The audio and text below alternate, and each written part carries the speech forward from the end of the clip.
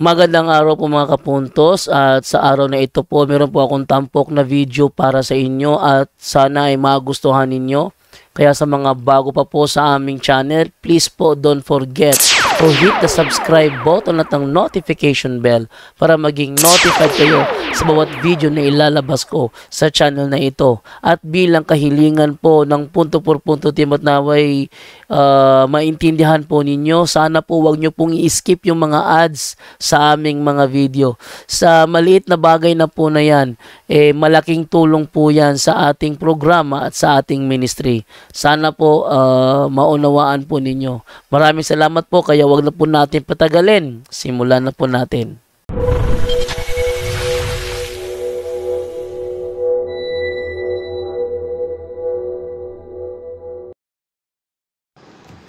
Hello mga kapatid, magandang gabi po. Ang ganda nitong humility of heart mga kapatid. Atin itong babasahin para marinig ninyo. Maganda po ito.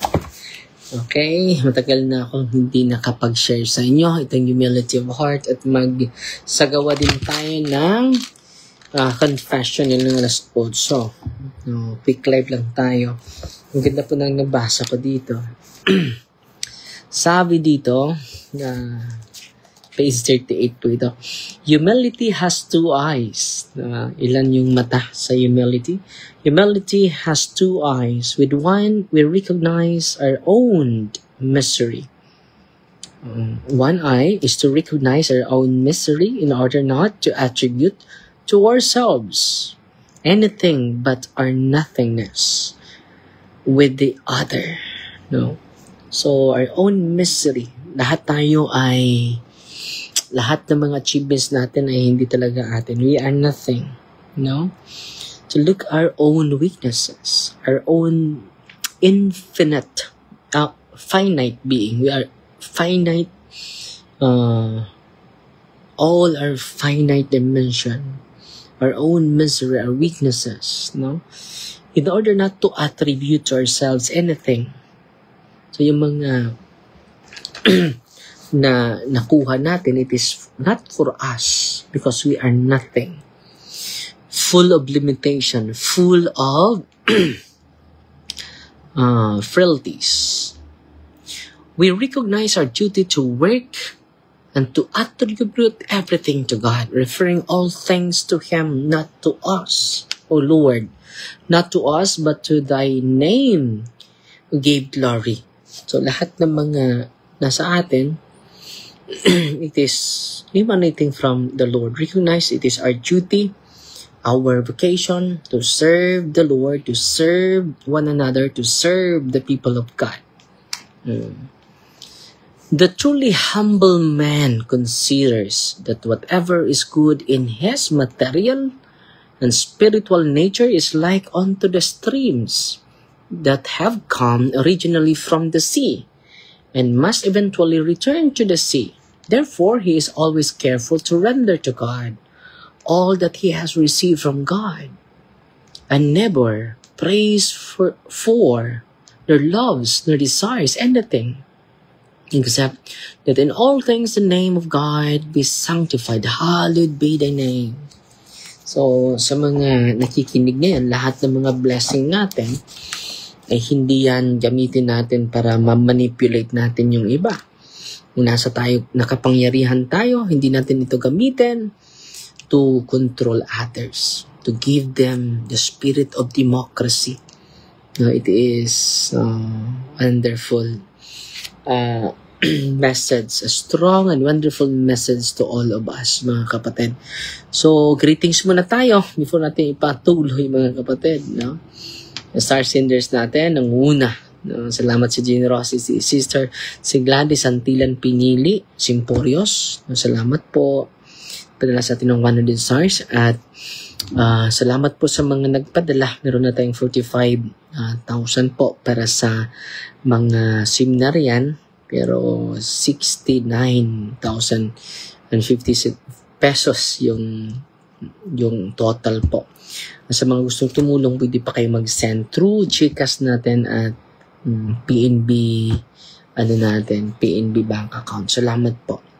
Ang Diyos na po yung magsukli sa kabutihan ninyo. Si Manny Cagabhion Ramirez nanood sa atin. Si Belen Caliago is watching. Si Bad Realista is watching.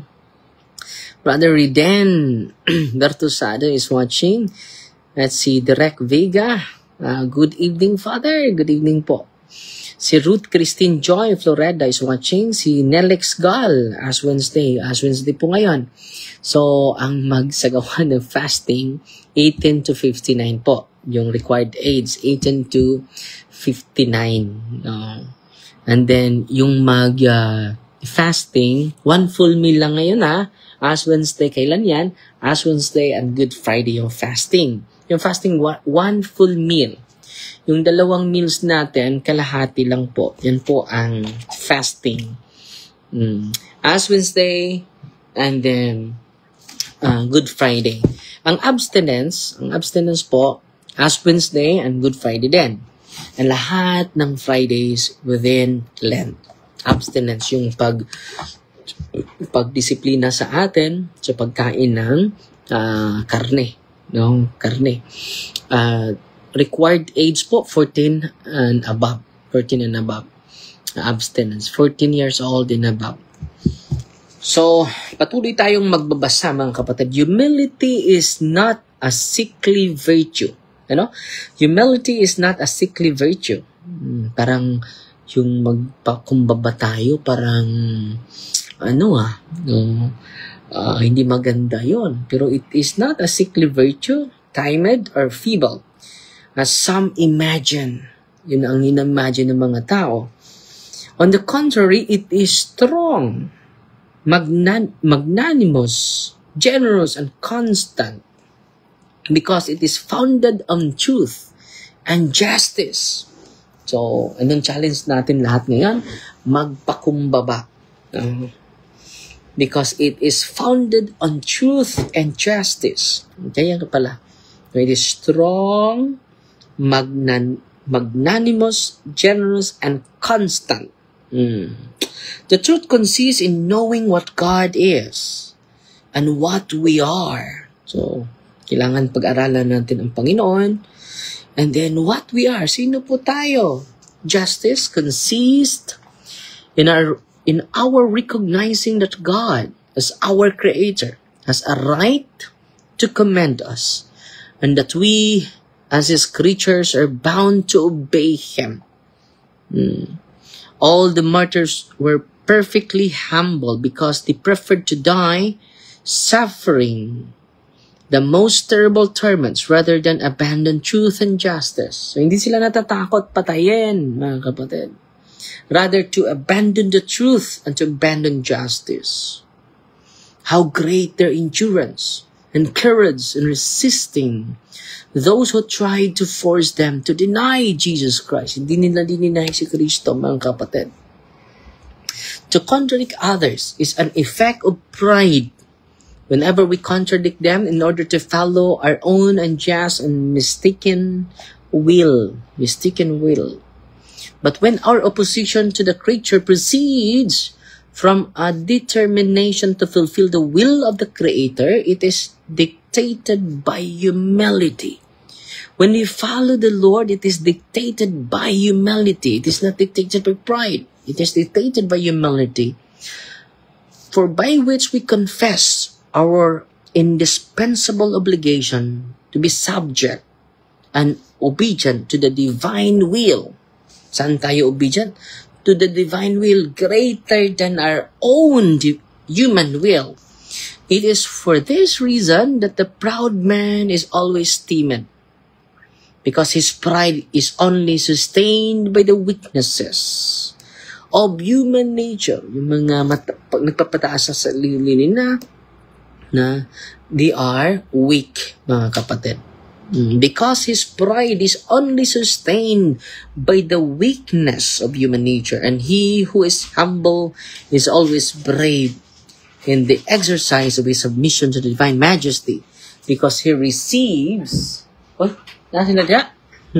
he receives his strength through grace. Saan natin nakukuha yung biyaya, yung lakas? Sa grasya ng Panginoon. Hindi sa opinion. Hindi sa prinsipyo ng isang tao. Hindi sa filosofiya ng isang tao. But through the grace of God. Kaya nga, ngayon, ay magpakumpisal tayo. At before ako nagsimula ngayon, maraming nangungumpisal na. At ngayong alas 8 hanggang alas 10 po, magpakumpisal tayo because we need the grace of God to strengthen us, to transform inwardly, to transform our mind, to transform our heart into the heart of the Good Shepherd.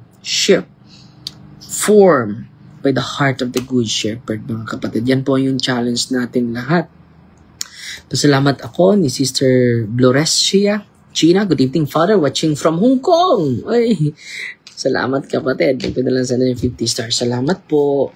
So, patuloy tayong basahin, no? Nasaan na yun? The humble obey man. When in so doing, they also obey God. But they refuse obedience to men. When by obeying them, they would disobey their God. Reflect upon that answer as modest as it was magnanimous, given before the elders of Jerusalem by Saint Peter and Saint John. If it be just in the sight of God to hear you rather than God, judge you. Acts of the Apostle chapter 4 verse 19. The humble man is above all human respect, and there is no danger that he will become a slave to the opinions, fashions, and customs of the world. He knows his feelings, and that he is capable of every evil, even though he does not commit it. If he sees others doing wrong, he compassionates them, but is never scandalized and induced to follow the bad examples of others, because all his intentions are directed toward God, and he has no other desire than that of pleasing God and of being directed by God alone. He clings to God alone. Hence, as the angelic Saint Thomas says so well, no matter how much he sees others acting inordinately in word and deed, he himself will not depart from his uprightness of conduct. So yan po, ang ganda ng mga message ni Saint Thomas, no? Kahit yung mga iba ay hindi sumusunod sa Panginoon, they continue to be upright of conduct. Uprightness of conduct, no? Very inspiring yung mga santo, mga kapatid. Hindi tayo mawalan ng mga modelo sa ating buhay ngayon. Okay, yan lang sa muna ha, yung ating live. Salamat tayo sa mga star singers natin, Evangeline Nelson Monroe, David 100 stars, salamat po. Ate Marife Dalapo, nanood sa atin ngayon. Si Marilyn Jimenez, good evening, Father, watching from Panabo. Salamat, hindi tayo naputol ngayon. Lagi tayong mapuputol no? Si Mario Pagaran, good evening, Father, watching from FB Mulavi, Zamboanga del Sur. So yan lang sa po muna ha, dahil mag-prepare tayo, dahil mataas na yung buhok natin. Magpaalot sa tamang ekson, and then magsagawa tayo ng confession mamaya alas 8 po. Fighting Maria, tatak sa FD with a humble heart po. God bless. In the name of the Father, the Son, the Holy Spirit. Amen. Our Father who art in heaven, hallowed be the name. The kingdom come, the will be done on earth as it is in heaven. Give us this day daily bread, and forgive us our trespasses, as we forgive those who trespass against us. And lead us not into temptation, but deliver us from evil. Amen. Glory to the Father, to the Son, to the Holy Spirit. It was in the beginning, is now, and ever shall be, world without end. Amen. In the name of the Father, and of the Son, and of the Holy Spirit. Amen. Fight Maria, tatak sa FT with a humble heart po. God bless.